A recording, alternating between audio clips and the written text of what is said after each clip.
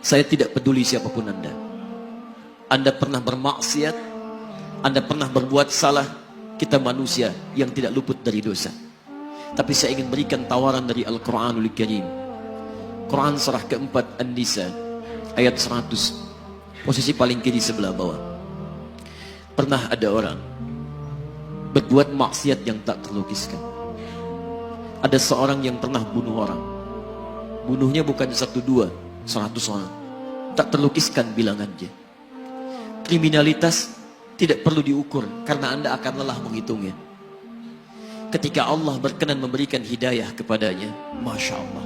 Dan hidayah selalu terbuka pada siapapun sepanjang ia mau mengambilnya sebelum nyawa sampai di kerongkongannya. Tiba-tiba datang ia pada seorang alim dan berkata, saya ingin berubah. Alim ini kemudian menyampaikan pada orang dimaksud, Anda bukan berarti tidak bisa menjadi orang baik. Hanya Anda tinggal di lingkungan yang tidak mendukung Anda jadi baik. Keluarlah dulu dari tempat itu. Pergilah ke majlis ilmu sifulan. Tempatnya ada di sana. Datang ke sana. Belajarlah. Dan Allah akan bimbing Anda berubah dari keburukan menjadi orang yang terbaik. Didengarlah nasihat alim ini. Berangkatlah orang dimaksud. Menempuh perjalanannya. Tiba-tiba Masya Allah. Belum sampai ke tujuan, di pertengahan jalan, konon disebutkan lebih sejengkal, tiba-tiba maut datang menjemputnya. Thumma yudrikul maut. Apa yang terjadi? Langkahnya dihitung sebagai ibadah. Dalam terapnya dia beristighfar, tobat kepada Allah subhanahu wa ta'ala.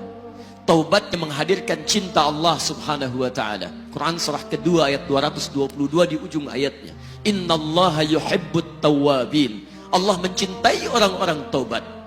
Dan cinta Allah menghadirkan ampunan bagi seluruh dosanya. Quran surah ketiga Ali Imran ayat 31, paling kiri sebelah atas. Qul in kuntum tuhibbunallaha fattabi'uni yuhibbukumullah. Allah cintai orang yang mau taat pada Rasulnya. Lihat, ketika Allah mencintai seorang hamba, wa yaghfir lakum dzunubakum, Allah ampuni seluruh dosa-dosanya. Derap langkahnya menghadirkan istighfar. Taubatnya menghadirkan cinta Allah. Cinta Allah menghadirkan seluruh ampunan bagi dosa-dosa yang ia miliki. Maka apa yang terjadi? Di tengah perjalanan maut menjemputnya. Thumma yudrikhul maut faqad waqa'a ajruhu 'ala Allah. Dan pahala diberikan kepada orang tadi. Di jalan, maaf, maut datang. Taubat diterima, dosa diampuni, dan amalan didapati dengan derap langkahnya. Maka apa yang terjadi? Thumma yudrikhul maut faqad waqa'a ajruhu 'ala Allah. Pahalanya dituliskan oleh Allah, dakhalal jannah, kata Nabi, masuk surga orang ini.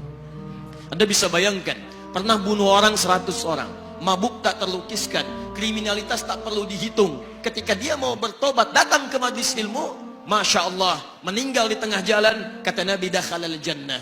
Bertobat diampuni dosanya, derap langkahnya ada pahalanya, dakhalal jannah.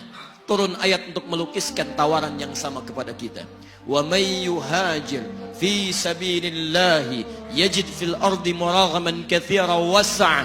Siapapun yang mau berubah kembali pada ketentuan jalan Allah, kalau dia masih punya batas-batas kehidupan, kami akan berikan kelapangan di sisa hidupnya dan kelimpahan-limpahan kenikmatan selama dia hidup. Wa may yakhruj min baitihi muhajiran ila Allahi wa rasuli. Namun bila ada di antara mereka baru ingin berhijrah, ingin berubah jadi lebih baik dalam pandangan Allah dan Rasulnya, tiba-tiba thumma yudrikul maut, baru keluar dari tempat dia tinggal, belum sampai ke tempat dia belajar, datang maut menjemputnya. Faqad waqa'a ajruhu 'ala Allah. Kami terima semua amalnya, kami ampuni dosa-dosanya, dan kami tuliskan namanya di dalam surga. Bila 100 orang saja yang pernah dibunuh oleh orang ini, pernah bunuh 100 orang, mabuk tak terlukiskan, kriminalitas tak terhitung, mau berangkat ke majlis ilmu, tak sampai ke majlisnya, meninggal dia, bisa masuk surga. Masa Anda yang tidak pernah bunuh orang? Ada yang pernah bunuh orang di sini? Boleh angkat tangan? Ada polisi di sini, langsung saya sampaikan insyaallah. Anda gak pernah bunuh orang, Anda tidak pernah mabuk, Anda tidak pernah berbuat kriminalitas seperti orang dulu. Salah, wajar, tapi pintu tobat terbuka untuk kita semua. Masya Allah, Bedanya dengan orang tadi belum sampai ke majelis ilmu. Anda sudah hadir di dalamnya, langsung di rumah Allah, diberikan tempat yang terbaik dan kita akan belajar. Kalau dengan semua ini belum mempermudah Anda ke surga, dengan cara apa lagi Allah mesti mengantarkan Anda ke surga? Kalau dengan duduknya Anda di sini belum mau juga bertobat, dengan cara apa lagi Allah harus membimbing Anda bertobat? Kalau dengan seperti ini belum juga Anda taat kepada Rasul, dengan cara apa lagi Allah mesti meyakinkan Anda untuk taat kepada Rasulullah SAW? Karena itu teman-teman sekalian, mari kita pelajari ilmunya, dan dengan ilmu itu akan membimbing kita insya Allah kembali kepada Allah sampai mengajak keluarga kita ke surga insya Allah.